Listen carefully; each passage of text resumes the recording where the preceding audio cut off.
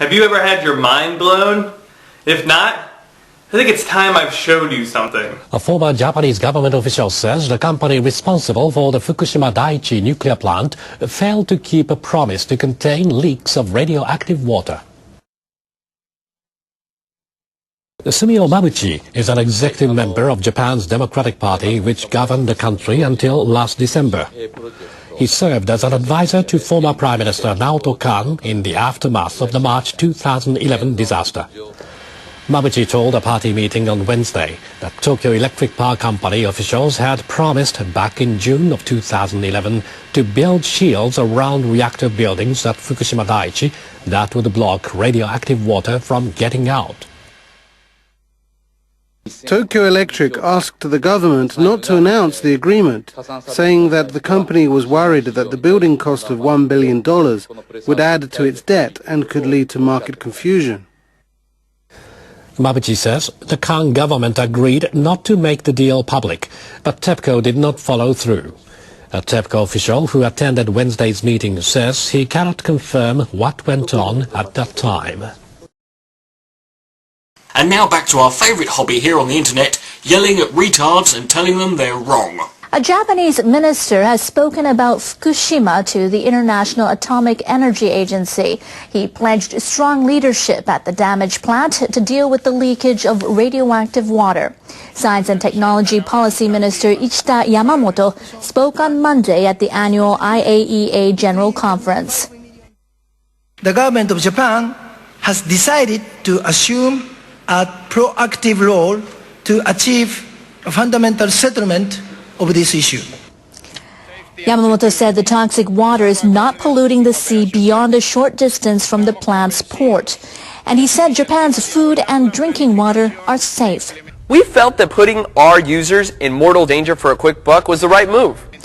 About 200 people later attended an explanatory session by Japanese nuclear regulators and energy officials. It was a good, detailed meeting, but it did not focus on the fundamental questions of responsibilities and the government role versus TEPCO's role. I think the government has realized that they have not done a good job in expressing that, and they need to do a lot better. Japanese leaders are hoping to dispel international concerns with a transparent approach over Fukushima. He's making me look angry. Let the people know I don't like them. Now, the storm is causing more headaches for the people in charge of Fukushima Daiichi. Workers at the nuclear plant released more than 1,000 tons of rainwater that had pooled at the facility. Officials at Tokyo Electric Power Company said rain accumulated inside barriers around storage tanks for wastewater. Workers released water from 7 areas onto nearby soil. The workers didn't release the water directly into drainage ditches that lead to the sea. We've determined that it's rainwater and are dealing with it accordingly. TEPCO officials say the rainwater contained between 3 and 24 becquerels of radioactive substances per litre. They say if the water does wind up in the ocean, it would meet the Japanese government safety limit of 30 becquerels per litre. Company officials say they will try to find ways to prevent rainwater from accumulating in the future. The people in charge of the Fukushima Daiichi nuclear plant say they're dismantling a tank that's caused them a number of problems. Last month, more than 300 tons of highly radioactive water leaked out. Some of it has flowed into the Pacific Ocean. Officials with Tokyo Electric Power Company say they began taking apart the tank on Tuesday to find out what's wrong with it. They say they'll examine the tank to identify where the leak occurred. They say the work could take several days and about 350 similar tanks are installed on the grounds of the plant. Well, I'll tell you what happened. I just ran out of bullshit. All right, cut him off. So I don't have any bullshit left. I just ran out of it, you see. More and more groundwater that flows into the plant's compound is becoming contaminated, and government officials have held a briefing for potential bidders on projects to deal with that massive buildup. Officials explained a plan to create a wall of frozen soil around the reactors to block groundwater from getting in or out. It will measure about 1.4 kilometers around and about 30 meters deep. The officials say the structure must withstand any rapid flow of groundwater and still be effective in places where there's plumbing. The officials say the structure must withstand any rapid flow of groundwater and still be effective in places where there's plumbing. They also outlined a project to reduce radioactive substances in the tainted water. They told the firms that they need equipment that can treat 500 tons of water a day. It has to drastically cut levels of 62 types of radioactive materials in the water. It will also need to reduce the amount of radioactive waste to 1/5 compared to current amounts. The government is earmarking about $210 million in reserve funds from this year's budget to deal with the problem. One more time, sir. 25, all the cool people are doing. Fishermen who work near the plant are also concerned about the leaks. They're planning to start catching small amounts of young fish to test for consumer interest and safety. But members of one cooperative say they'll postpone their trial in areas close to the coast. About 40 fishermen from Iwaki City agreed to delay the catch until next spring at the earliest. They say it will be too hard to convince consumers to buy the fish, and they say the handling of leaks at the nuclear plant is to blame. The head of the cooperative says he's furious that contaminated water may have reached the ocean. It's only natural that every fisherman in Iwaki is angry about the situation. Recent tests on seafood caught along the Fukushima coastline detected no radiation in most samples. Some of the seafood contained extremely low levels of radioactive substances. The fishermen say they'll go ahead with trial catches further from the coastline from late September.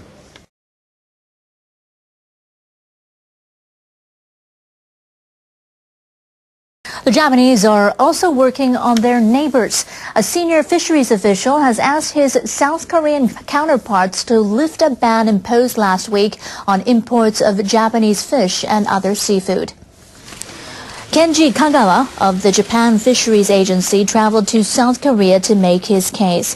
He told them they were overreacting and without sufficient scientific evidence. Officials in Seoul have also said they'll impose restrictions on imports from all over Japan if they find any radioactive traces. Japan has some of the strictest food safety standards in the world. Our products have never fallen short of them. We cannot understand this ban from South Korea. Kagawa said they agreed to continue talks with the help of experts.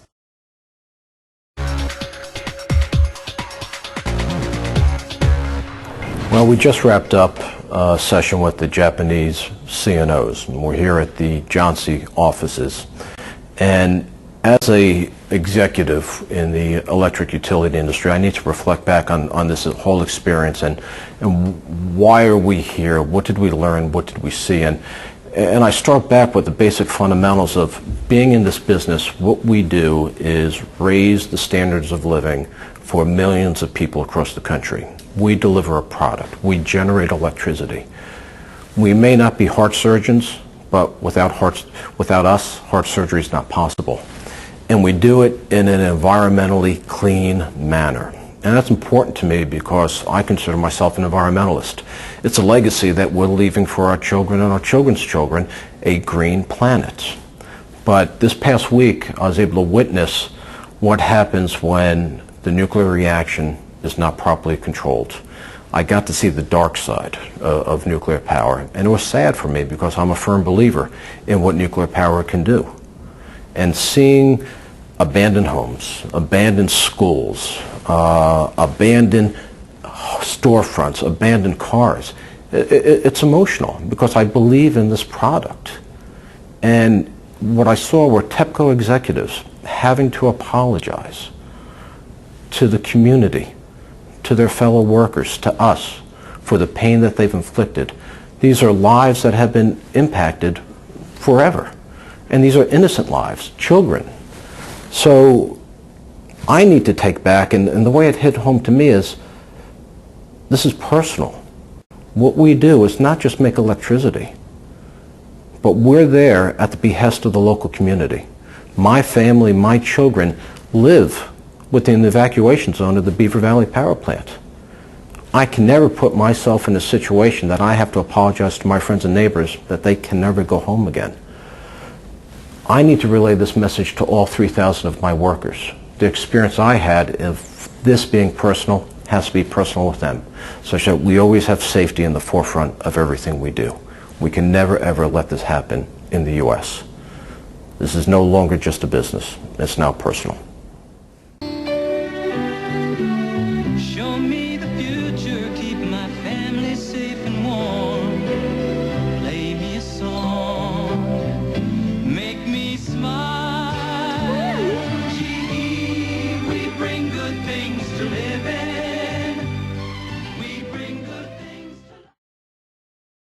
to... On June 19, 2013, following the G8 summit, President Obama stood at the Brandenburg Gate in Berlin, Germany, and gave a speech about nuclear proliferation.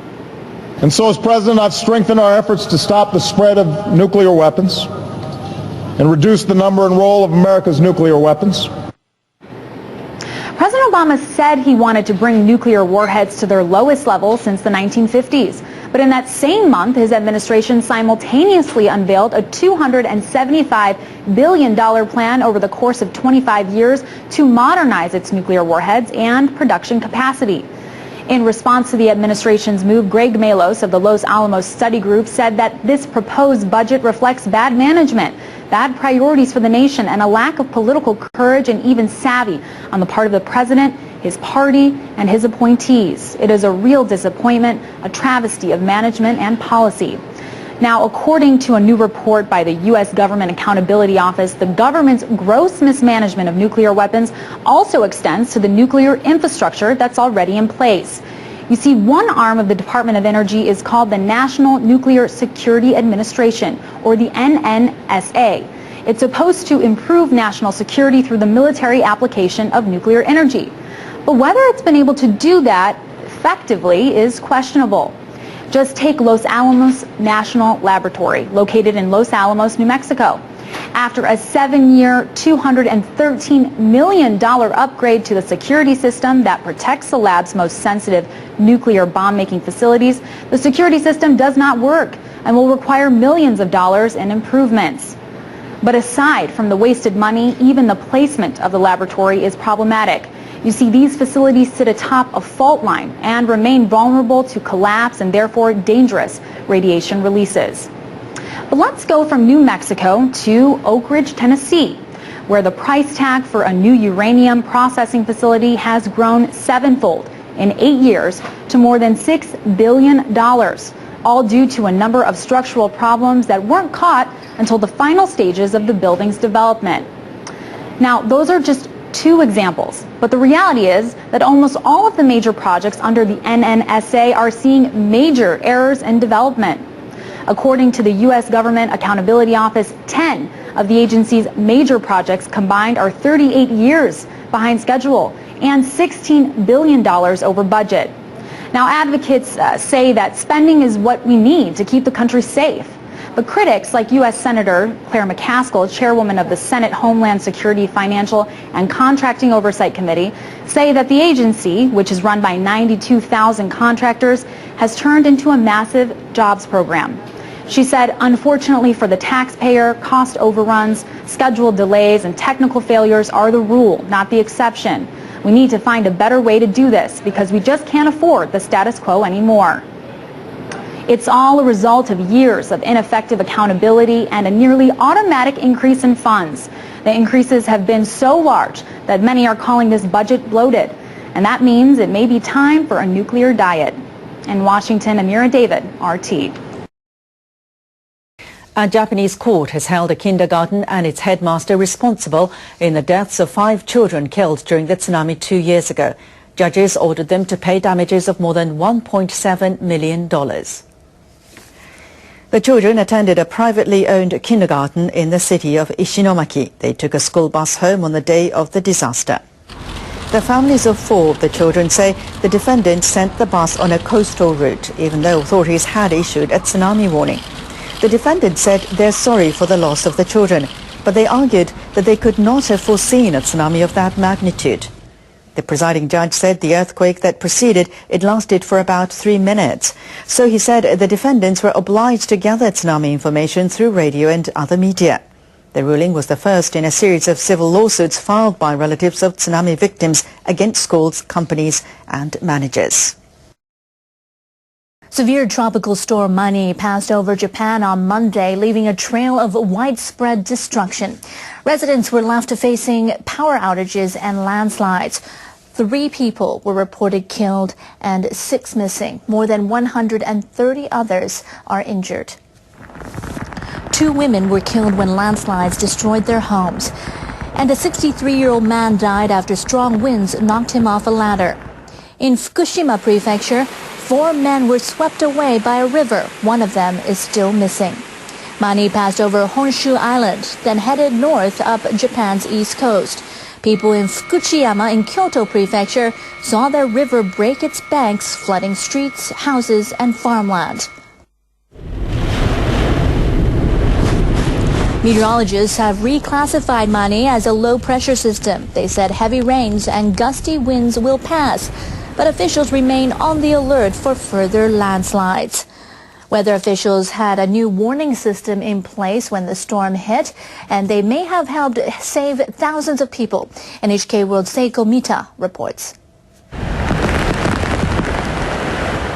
Kyoto residents saw an iconic landmark vanish on Monday. Katsura River submerged Togetsu Bridge when it burst its banks. ここはもう45、6年住んでますけど、私は初めてですね。ここまで本当にひどくなるなんて思ってはいなかったので、ちょっとそれが本当にびっくりしました。At dawn, locals already had 280 millimeters of rainfall. They normally have that much in the whole of September. At 5:05 a.m., meteorological agency officials sent out their warning. Kyoto city leaders acted on the warning 45 minutes later. They advised more than 45,000 people living along the Katsura River to evacuate. At 9:30 a.m., some 268,000 residents were told to get moving. That's 1 in every 5 Kyoto citizens. The city's disaster chief faced difficult decisions under pressure. We haven't experienced flooding this bad for some time. We hope to learn from this experience so we can be better prepared for next time. We would like to review our warning system by interviewing local municipalities and residents. The people of Kyoto have suffered the worst flood in decades, but not a single person was lost. Weather officials are hoping they can keep their new system on hand for another rainy day. Seiko Mita, NHK World. The powerful winds unleashed by the storm have cut power to thousands of households and damaged hundreds of homes. In Miyagi Prefecture, the roof of a store was blown away. Debris were scattered dozens of meters away from the shop. We were just getting back on our feet from the tsunami 2 years ago. I don't know what to say. Many homes in Saitama Prefecture near Tokyo were heavily damaged as the wind tore down power lines and toppled trees. I woke to a shaking noise. I thought it was an earthquake. It only took about a minute before the power pole had fallen over. The storm also damaged homes in Gunma and other prefectures north of Tokyo. Local authorities have set up evacuation shelters for affected residents.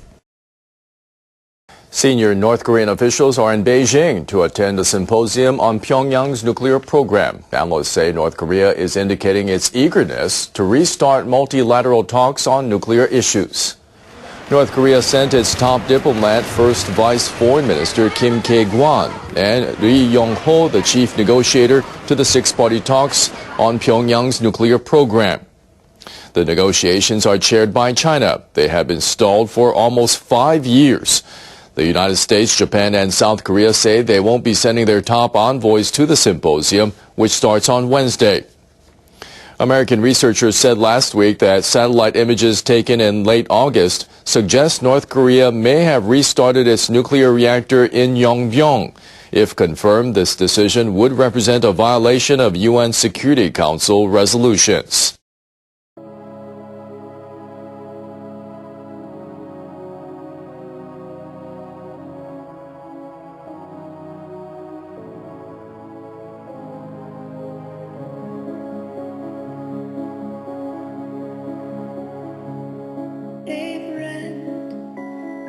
Yes, you know it's the end of the world as we know it. Hey, you, did you think you could fool all the people out there? Did you blow it? And they told you to dream, and they told you to plan. Come on, have a drink, you're a movie star. You're gonna fly so high, go so far, no one will see you. And you can be you.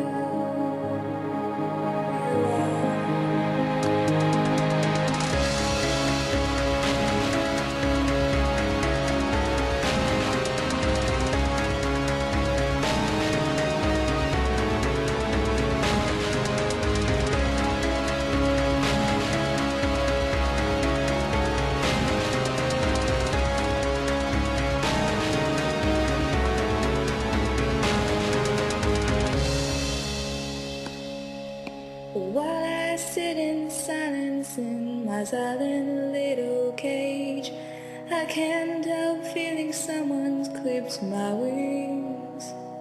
It's the age, it's just strange, and it's sick. So you pack up your bags, 'cause your real life's a drag.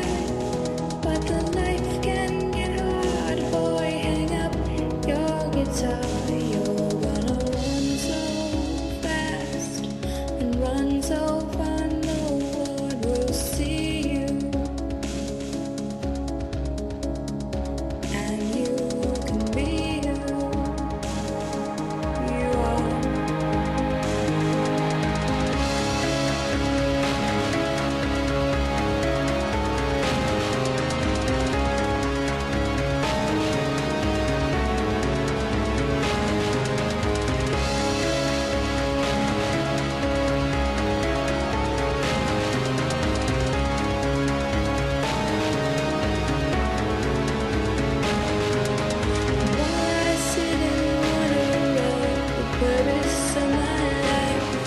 I can't help feeling victimized once more.